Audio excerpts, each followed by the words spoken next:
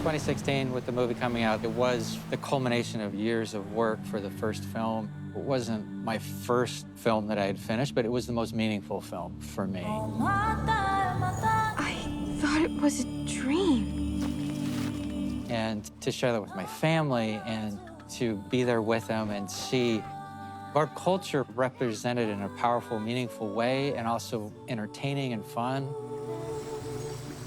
It was a special movie, and it was fun to work on. I remember seeing the film for the first time with my family, and it's the best feeling when your family after looks at you and says, "That was an awesome movie, Dad." That felt really good. Of course I saw Moana. It was a really surprising and special experience to sit in that theater, to have the lights go out. And suddenly the bumper comes up and Opataya, Te Waka, like Pacific Islander voices come in. I just immediately started crying. I've never heard these voices in a theater before. And not just a theater, it wasn't like I was at an indie film festival. It was Disney animation. I didn't realize for a couple years after we did it just how big it was. It's funny because I only heard that maybe 6-7 months ago, that it was the most watched on all of streaming, and I remember being so proud about that. What's moving about Moana is this idea that it's okay to think beyond. It's okay to ask, what if there's more out there that I want to look for and explore and discover? And that, to me, is the powerful thing, I think, that transcends the movie, transcends the big screen. You never want to stop asking, well, what if and what else is out there? You never want to stop exploring. I love that Moana still has that impact. I know that she definitely impacted me. The run of Moana really took me by surprise. I had nothing to compare it to. I grew up in Hawaii. Moana took me out of the country for the first time, and I never could have guessed how far this film would take me. I was just really, really blessed because I got to travel a lot with Auli'i as we were going through this journey. And so I got to see this amazing young woman. She really blossomed into a force of nature. Thanks, Pam. She's not unlike the character that she voices that we all love. This is a call from the ancestors to sail to new skies. Both Dave, Derek, and Jason Hand were board artists on the original film, and I remember working with them as the production manager. Christina actually also worked on the first film, so it's kind of like our little family coming back together. I just feel so lucky, but it's been incredible to also see these 3 directors who are first-time directors really hone and develop their vision, to see their deep, deep love of Moana and seeing them pour in their hearts and souls into like every single tiny frame. It was unbelievable to be chosen to do this. And I was like, what just happened? You're like, oh my God, I'm gonna work on Moana. And then usually terror sets in because you're like, oh my God, I gotta live up to Moana. When we heard about the story expanding, we were excited and we were like, we're gonna need a bigger canoe. This project got much bigger, and our Burbank and Vancouver artists all began to collaborate together. I think everyone had their own sort of version of how do you follow in the footsteps of one of the best animated films out there? How do we build off of what's already been done? I remember someone just told me, like, what else is there to tell? Haven't we told everything?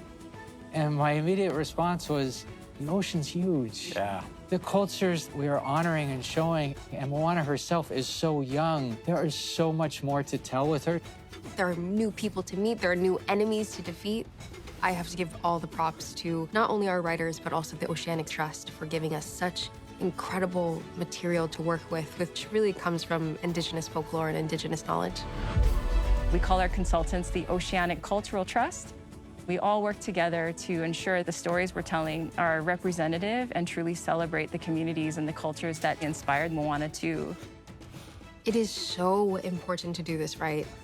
To their credit, Disney has said, let us know if we get anything wrong. Because all of this, as fun as it is, as imaginative as it is, some of these stories, like the story of Maui pulling up islands out of the sea, is not a Disney creation. That comes from our oral history. Early on, at the very beginning, I wanted to see Maui pull an island from the sea. That has to happen, right? And Maui pulls a freaking island out of the ocean. He does. And then I wanted a lot of mud skippers. I wanted so many. Did you? Did you? Let me tell you imagine that something. about you. Dreams do come They true. do. Can I ask where the mud skippers came from? It was going back to Samoa, just on the beach. These little guys would just wash up. You'd watch them like flop around and they'd go back in the ocean. I was like, these guys are amazing. These animals are so specific to the region of Moana. And we have this unique opportunity to incorporate them in our storytelling. I think we created characters that are even dumber than Hey Hey. They're similar souls. They are. Were there any non-negotiables for you? It was really important to me to make sure that we were being true to who Moana was in the first film. Like, that's the trick of sequels, right? Yeah, like, somebody has gone through this amazing experience, and how do you make sure that they're growing from there and not relearning the same lesson? She believes in herself. She never gives up on her journey to save her people. She's incredibly courageous. And I wanted to make sure that personality was staying true to who she is in this film. I get really excited about pushing a character to their limits. And so it was important to me that we were able to really put Moana through something and not pull any punches. And I think it took us a while to really find what the right ingredients were for that. Okay. One of the first drawings I ever did in 2019 was Moana in front of a giant ancestral whale shark. What would happen if that ancestor came to you, and what were they asking you to do? When Moana is given this call from the ancestors to once again go on a very far mission, that pull from her family and her younger sister create this inner turmoil that this film is really based on, the theme of growth. And how far can you go and how far will you push yourself? This is something that we talked a lot about in the beginning. Who is Moana now, 3 years later? She's been out on the ocean for 3 years. She's been leading this village. That changes a person. And so we wanted to kind of figure out how we could express that on screen. Dave, Jason, and Dana add such beautiful light and depth to Moana. She is a strong leader, and her community looks up to her. I think there are some of those subtle nuance differences in terms of acting choices that we're using. That's so much of what we do, is capturing like what the character is thinking and what they're feeling, not necessarily what they're saying. And so we do that through how they hold themselves. And if she were sort of a character who was more on their toes in the first film, eager, more excitable, and maybe a little bit naive, in Moana 2, she's more on her heels. She's a little bit more grounded. And that's where it has to be, hey, it has to be the right bow. I love Auli'i's performance in this film because she herself is also older, so there's hints of that throughout the film. In the first film, Ali'i was so young and just getting into her career in acting, and now she's gained so much skill in the craft, and it comes through. Guys, the entire ocean is kind of counting on us, so we gotta rise to this moment. There is a camera on me always for the animators, so that when I make a really goofy face, they have something to animate that looks similar to that. It's proof. Her range is incredible. The way that she can go into this like incredibly heartfelt, dramatic moment and then just turn on the charm or turn on the humor. It was in a clearing, which I found with a little help from Hey Hey, but this isn't from our village. Like, that's the stuff we yearn for with voice recordings, and Ali'i is just like, she's a master at that stuff. The other thing I love is just watching her facial performance, because if you look at her eyes and her brows, they get very animated in a sense. And I think that's a quality that we're bringing into Moana that I just love. For me, I wouldn't work on this if this story didn't have both Maui and Moana in it. I felt like the magic of them two together is what makes the story so amazing. Dwayne is larger than life, both on and off screen, whether he's playing a demigod or not, to be honest. And I'm so grateful to be with him on this journey again. Maybe breaking the curses like you said. A 1-2 punch. I really love playing Maui. Much like Moana itself and the story of Moana, animated characters, they all come from a very deep personal, cultural place. There are many traits about my grandfather that you see in Maui. My grandfather was always singing, and he was a very big man. Just a super chiseled demigod passing through. He lived in the spirit of mana. Tougher than a $2 steak, too. When we got to record Dwayne, you commented how Jason and I, as soon as he came up to greet us and shake our hands, we were... Hello, sir. Did you guys just do push-ups in the hallway? Is that what happened? He has muscles in places I've never seen before. But he was so much fun to work with. I mean, what an amazing, charismatic guy who brings so much warmth and just such presence to the character of Maui. Just amazing comedy. Okay, no, oh, hey. He comes in, he's very confident. He definitely has an energy to that voice, which is really fun for us to bring. What? I was being nice. Ow, ow. No purple apples. Stop. Ow, ow. I don't like who you are around her, okay? Okay. Ow. I'll talk to her. Ow. So much of Maui is Dwayne, and Dwayne is Maui. You watch him in the booth, and his charm and his wit are just like razor sharp. I love that we can be very expressive with him because of the way he reads his lines. We use a lot of asymmetry. We're always looking at the rock eyebrow. For animators, the stuff where you get to sort of invent the comedy and how he's behaving is sort of kind of the funnest part of it, because you're sort of inventing it from the little spots of comedy just by the way he gestures or reacts to something. There's a very quick head move, but then the jaw opens slow. I'm wondering if we could just marry those two things a little bit. He was very moved with like the development of his character Maui and how vulnerable he got. I mean, you worked very closely with him on that.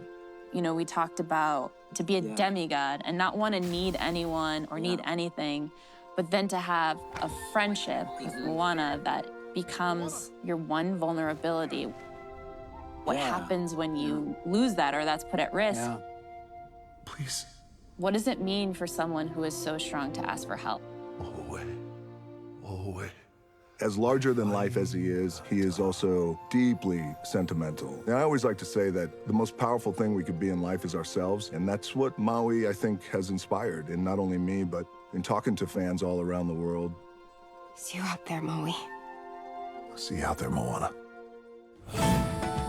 For me, the other one was the beauty in the first film is so incredible. And I know you all are sick of me hearing me talk about this, but I mean, like once or twice you might have mentioned that you really like this. I remember the beauty of nature portrayed in that first movie. It was awe-inspiring for me, especially from a lighting standpoint. I was just blown away. For me, it was a technical marvel, first and foremost. Just, we were talking about the water, the look of it was amazing.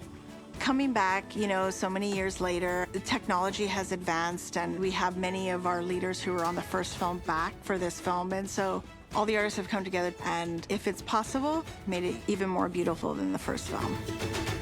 It is possible because that's what we did.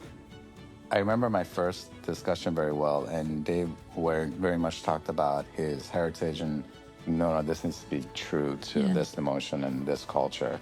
We had Laiana Kanoa Wong. He came here and he did a presentation on wayfinding, which is great because it sort of, you know, it puts ideas in your mind that you wouldn't otherwise think, like what time of day to put for a specific shot. Based on the information we had got from the wayfinding presentation, we were like, oh, the birds go towards the island in the evening.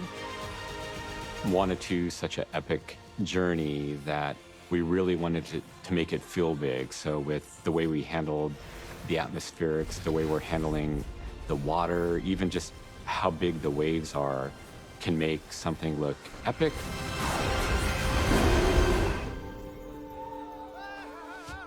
Whenever we finish a film, I feel like it's a tiny little miracle that all came together. This is not an easy film to do. The pressure of it is so high. And I'm just proud that everyone really approached it with humility and grace.